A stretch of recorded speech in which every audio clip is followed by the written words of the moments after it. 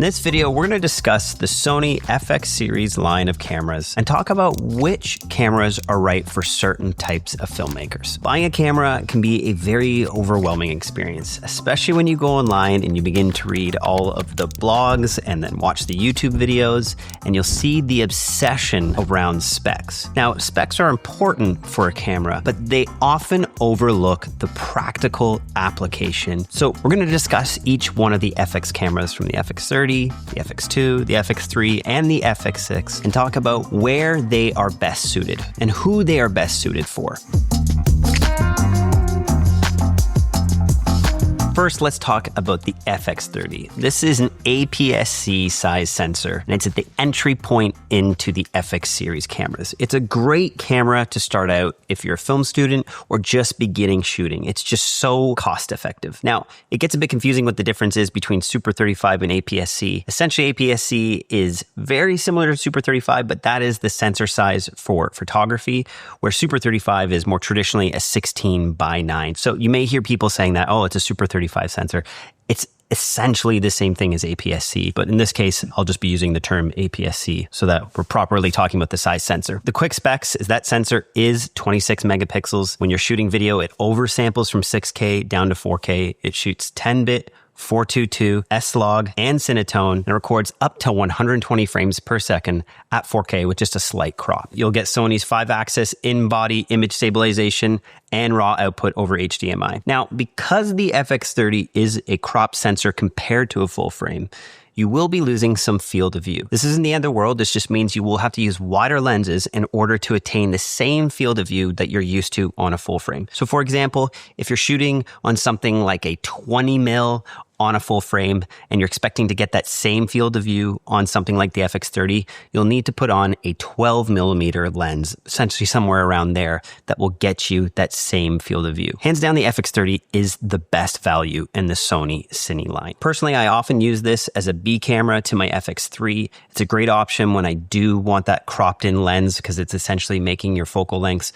further out. You know, there's been times that I've been shooting in places like Hawaii where I needed to punch in and I didn't want to lose the downsampling of the 6K camera. So for you, for the application of an FX30, if you do need that longer focal length, this is where it becomes a great camera for things like wedding videographers, where you need to be shooting a speech across the room or capturing more candid moments. And plus, having that 26 megapixel sensor allows you to get beautiful high-res photos out of this camera as well. And also too, being that it's an APS-C size sensor, or rather the Super 35, this is a fantastic camera and the best one out of every camera we're talking about today for anamorphic shooting. Anamorphic lenses typically cover a Super 35 size sensor much easier. This means if you're a film student or someone starting out, you're going to get the chance to use a wide variety of lenses with this crop sensor. As mentioned, it has the same color science, so it will easily match the other FX cameras. But also too, I do want to mention that it has the lower of the ISOs out of all the cameras. Its second base ISO 2500 isn't as sensitive as perhaps the 4000 in the FX2 or the 12800 in the FX3 and FX6. This isn't necessarily a bad thing. This is actually why I think it's a very good camera for you to start out if you're getting into filmmaking. And why is that? Is sometimes you get a bit lazy when you have 12800 available. It's a fantastic thing to use when shooting at night or in low light scenarios, but it doesn't always necessarily push you to light an environment. So for you, if you're starting out, the FX30 is great because it's going to push you to think about your lighting. You want to give that sensor enough light so that you don't introduce any noise. If you're considering to use this camera for vlogging, this is where I recommend having a lens like a 12mm. I typically like to vlog on something like a 16 or 18mm on a full frame. So to get that similar field of view on an FX30, I would want a wider style lens. Out of all the cameras, this ranks right in the middle for its rolling shutter. It's at 15 milliseconds, which is totally acceptable for most handheld work and can even get you by in a lot of sports scenarios. 5-axis image stabilization is really great, especially when you add the active image stabilization mode. This will get you very clean handheld work and even some walking moves. Now jumping into the FX2, this is a unique camera because this would be what I would consider the only true hybrid stills and video camera out of the FX series. This is important because when switching from stills to video, this allows you to retain all of those settings so you can quickly jump back and forth between those two shooting modes. The FX2 is the highest resolution sensor out of all the FX series cameras that we're talking about today. It has a 33 megapixel full frame sensor that oversamples from 7K down to 4K, producing very detailed footage. It features dual base ISO at 800 and 4000, which puts it in the middle of the pack between the four cameras in terms of low light sensitivity. And it shoots 10-bit 422 internally, like all the other cameras, and records up to 4K at 30p full frame and 4K 60 if you shoot in Super 35 mode. You'll also get the best 5-axis IBIS out of all these cameras in the FX2, and as well, it has the latest AI-driven autofocus that Sony has to offer. When would you want to go from an FX30 to an FX2? Well, in a few cases.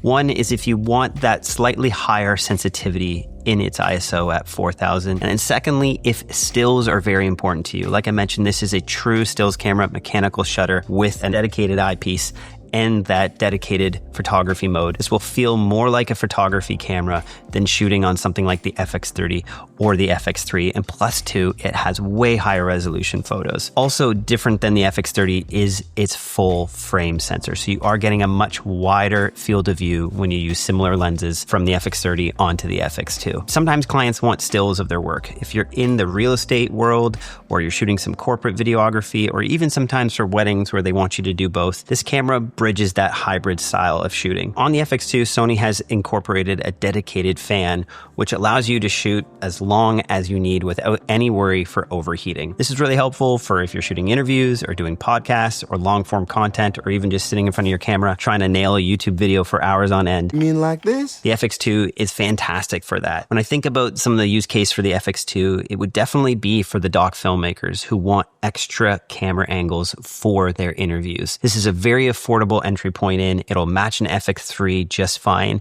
and it has that full frame sensor so you can get the same depth of field and field of view if you're wanting to match it to the FX6 and the FX3. Has Sony's latest AI-driven technology for autofocus, which is really great for tracking, and it has the most advanced face detection that Sony has to offer in the FX series. And there's two areas I do want to talk about the FX2. Its slow motion capabilities and also its rolling shutter. In terms of slow motion, at full frame 4K, the highest you can go is 30p. Now, for me as a doc filmmaker, most of the time these days, I'm never touching 120, maybe a little bit shooting 4K 60, but most of the time I'm just shooting 24p. So for this camera, for interviews, it's perfect. I don't need the slow motion. And for most documentary work these days, I'm tending to not shoot as much slow motion. For you though, if that's a consideration, you'll just have to realize that it will crop down to Super 35. It's not the end of the world. It just means you're reducing some of your field of view. But this is one consideration to have, where if you do want that full frame 4K 120, that's when you'll have to jump up to the FX3, or you may want to consider the FX30, which does 4K 120 with that slight crop. Now the rolling shutter is 27 milliseconds. So for things like sports or really quick whip pans, you may begin to notice a bit of that rolling shutter. It's just something to consider for the work that you're shooting or the style of shooting that you're going for. Now, one interesting application for the FX2 is if you're a professional cinematographer, this is a fantastic scout camera. You can shoot S-Log3 photos so you can directly inject it into your post-workflow pipeline and so that you can apply the same color you would be on your footage. I've seen the FX2 used in very professional settings. I was lucky enough to be invited to the ASC workshop, and I got to see people like Sam McCurdy using the FX2 with both full frame spherical lenses as well as anamorphic lenses and creating beautiful cinematic images out of this. At real time, this is a fantastic camera. It's a very detailed and clean image, especially being that it's oversampled from 7K.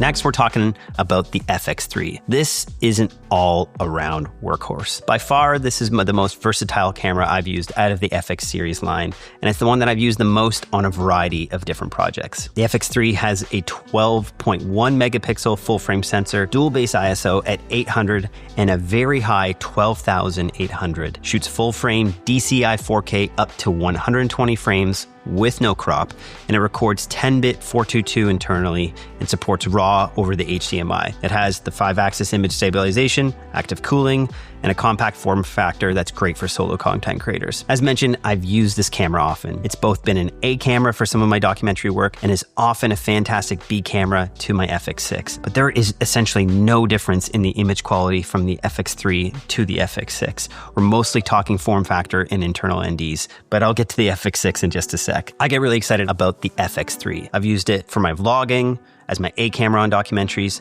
I often will put it on a gimbal or slap it onto a car as my car mount, and it easily integrates with my FX6 and FX9 for image quality. I've shot with this camera for over 4 years now with the same original body, and I've just never had a single issue. We love it so much that we bought a second one for the co-founder of Art of Documentary, Michael Del Monte, and he's even gone on to shot an entire HBO pilot with just one FX3. This image is identical to the FX6. It borrows the same sensor as that camera, and it has the same incredible low light capability and dynamic range. Now, I've shot with this camera in some very hot climates, but due to the active cooling, I've never had it overheat on me. And because of that 5-axis image stabilization, I do find it fantastic for that documentary work when you need to go handheld. It's super light, so you can throw this on a gimbal. The FX3 has fantastic rolling shutter. Like, it's good. It's 8.7 milliseconds. This is really great for sports or doing those whip pans. You won't get much noticeable rolling shutter at that point. As well, it does an incredible job with slow motion. 120 frames,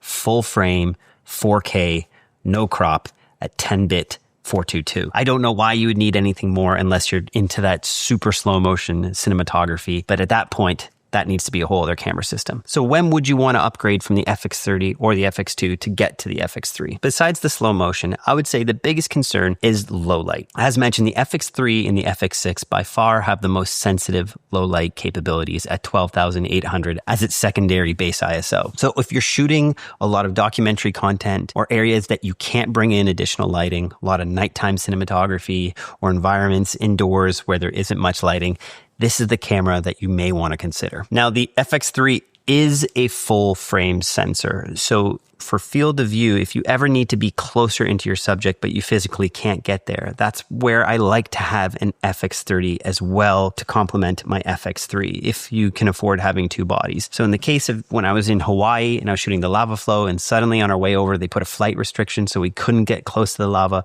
This is where it really helped having my FX30 because I was able to get in close and not lose the detail because it was downsampling from that 6K to 4K. In the case of the FX3, you can shoot in a Super 35 mode, but it's no longer downsampling. It's actually up-resing from the 4K. All this means is your Super 35 mode will be a little less detailed than what you'd be getting from the FX30. Again, these are some considerations. If you want to be in closer on your lenses, the FX30 is great for that, but the FX3 is a true full frame experience. Now, I don't really use my FX3 for photography, but it does have stills capabilities, 12 megapixel photos, but I would say the FX3 is primarily a video camera first. If you're looking for that photography experience, that's where you definitely want to go to the FX2. The FX3 can easily match up with any professional camera on the market.